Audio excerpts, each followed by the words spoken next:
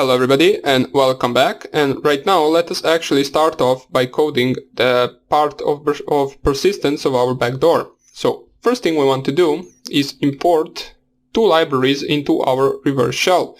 The first library is actually the OS library, so we already used it before. As I showed you in the Python basics, if you want to clear your screen, for example, you need to import the OS library. So just go to the upper part of your reverseshell.py program and import OS. The next thing you want to import is import shuttle. Now this is the library where we will use the function which allows us to self-copy the file that we are running into a different directory. So that is also something that we want to import. And the third thing you want to import is the sys library. So import sys. Now we will need the sys library in order to use the shuttle.copy file function and in order to copy our file into the different executable. Now I'll show you what I mean, so just for now on import these three libraries and let us scroll down to the beginning of our program. Now where you want to code this is right at the beginning of it, so we want to perform this type of the self-copying file and creating registry key even before we actually perform the connection function. So what we want to do is make a variable called location for now on. So location equals, what we will do right now is we will set up a location where to self-copy or to basically make a copy of our backdoor to which directory. So we will use the app data directory. The reason why we are using the app data, or however you want to call it, directory, is because it is a hidden directory that most of the users can't even find. So in order for you to go to it, you just basically open your command prompt, make sure you are on your account, don't be on desktop or somewhere like that, just back out to your account directory, and then you can just cd to app data, and there you have three other directories, which is local, local.low, and roaming. Now we will be copying our file into the roaming directory, which is also a hidden directory. Oops. So cd roaming, and right here we will have our file. So this is the directory. Let me just show you a little bit better, where we will be copying the file. So this will be our location of our copied backdoor. So let us start coding that. Now the OS library allows us to actually specify this path on any PC we run this. So this means that, for example, you will not know how your target account is called, so you will not be able to actually specify the path itself into your code. You will need to specify the function which allows us to actually change that part of the account on any PC that we run this on. Now what I mean by that is that whoever runs this on their Windows PC, we will be able to execute this function, since the os.environ and then open brackets app data will itself bring us back the path to that folder, to that roaming folder. So what all we have to do right now for the location is we want to add the name of our file. Now you do not need to name the file the same as the file that you will compile. Let me just find this type of slash, so not the backward slash. You want to slash the forward. You want to use the forward slash. Type 2 slashes, and then you will type the name of your file. You can name it anything you want, so we can name it backdoor, so we know that it is our backdoor. Of course, if you're running this on a real target, don't name it backdoor. It will be too obvious, and all you have to do is add .exe. Now this file right here, once you close the double quotes, will create a location, or basically we'll pass a path to the location of roaming with our backdoor.exe. So after we copy, if we type there in the same directory that we typed there before, we will have backdoor.exe in this directory right here. And you will also have the backdoor.exe in your directory right here, just this path right here will be different. This will be the name of your Windows 10 account, but everything else will be the same. So right now that we created the location, we want to actually perform the copying of our file. So how we do that? We actually do that with the shuttle. So shuttle dot copy file, and let me just make a space so you can actually separate this part of code from this. So shuttle.copy file is the function that we will use, and what we will use is sys.executable, comma, location. This function right here will perform the copying of our executable, which is our reverse shell, to the location that we specified under this name. So for example, if our executable after we compile it is called reverse.exe and they run it, put it on desktop and run it, it will make a copy right away of that same program to the app data roaming folder with the name backdoor.exe.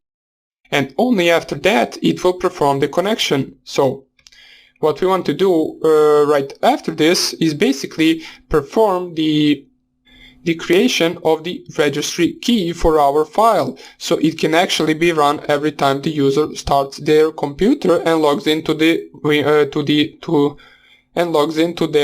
Windows user account. So we will use a subprocess library that we already imported, says we can see right here that we use the subprocess library for a different type of thing. Right now we want to type here subprocess.call, and we want to call the command that will actually make a registry key. Now this is the command that you can run in the command prompt, so we will specify the same command to the same path where we want to store our registry key. So we want to type here reg add. Now what I'm typing right here is basically just the syntax for adding the registry key, so just follow up with me. So reg add HKCU. Now this HKCU basically stands for this H key current user. So we are specifying the path right now, so we want to type a / and then software. I believe first of all it is software, right? So H key software, and then Microsoft, so /Microsoft / Microsoft, and then / once again, and let's see what's next. So after the Microsoft, the next thing is Windows, and then after the Windows we want to specify the current version, so /Windows and then / current version. And then I believe the next one will be run, so all we have to specify is one more, which is the run folder right here, where we will store our registry key, so /run. And right after that what we want to do is perform the backward /, so v, this will be the name of our registry key. We can name it backdoor as well, so let's name it backdoor. This is the type, so reg_cz, as we can see right here. This is what we specify with the name of the registry key, so we will have a backdoor name right here, and the type will be the same as other types as well, so registry_sz. And right now what we want to specify afterwards is the data part, or basically the part where we specify the path to our backdoor that we self-copied into the app data roaming folder. So let us do that as well. We have to do it with the /d command, and then what we want to specify is actually the double quotes.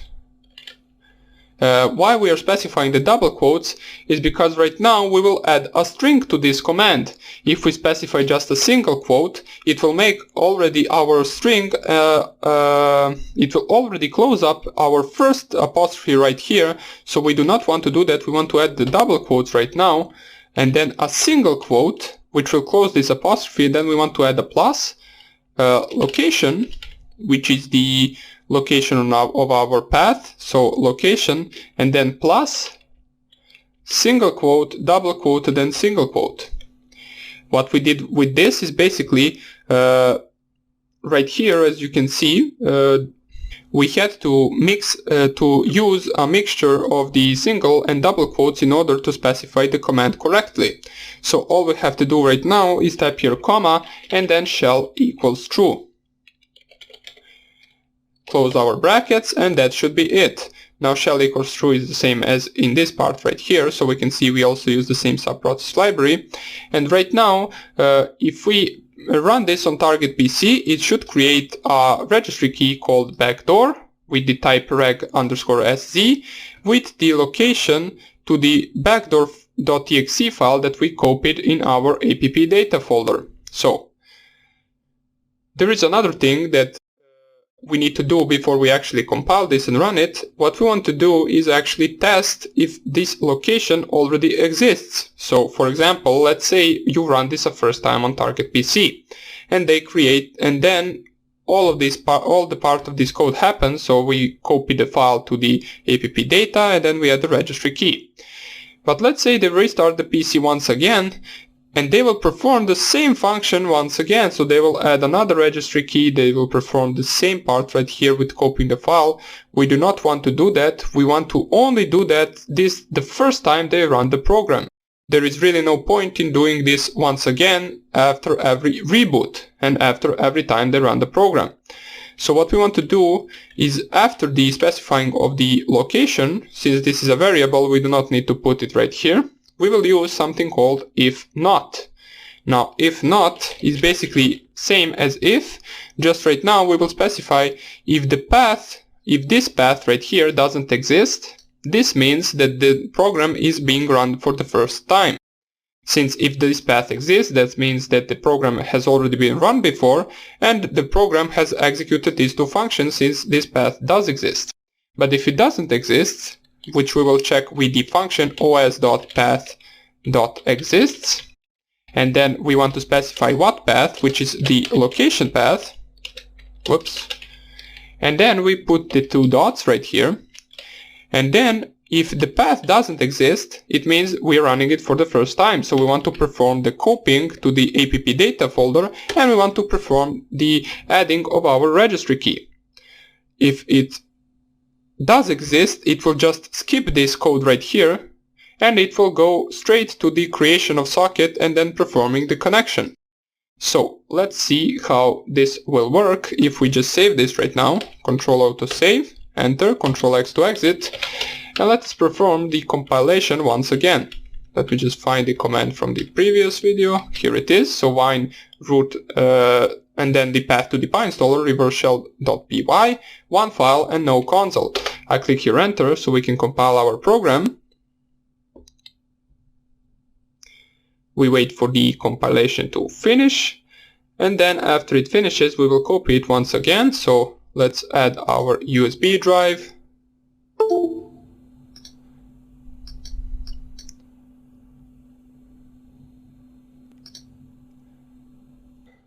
I first have to delete the previous reverse shell from this folder, so let me just delete this right here. So I have to open in terminal and I will remove the reverse shell.exe from the previous video. Good, so right now I can close this as well. Right now we want to go to this directory right here. And we want to move, as usual, our reverse shell.exe to media, root, and then the name of your USB drive. We copy it there, and then we can delete all of the unnecessary things, so such as dist, build, and spec. So what we want to do right now is the same as before. So unplug the USB drive, open it on your Windows machine, paste the reverse shell onto the desktop, and then run the reverse shell. Now, right now you can see that it is running the reverse shell, so everything went good. Now we can start up our server and listen for the incoming connections. Now, since we know that our reverse shell tries to connect every 20 seconds, we should be good to go in about 20 seconds or less. As we can see, we already performed the connection and everything looks the same, but right now what we want to check is if the self-copying of the file worked, and also if we successfully created the registry key for that file.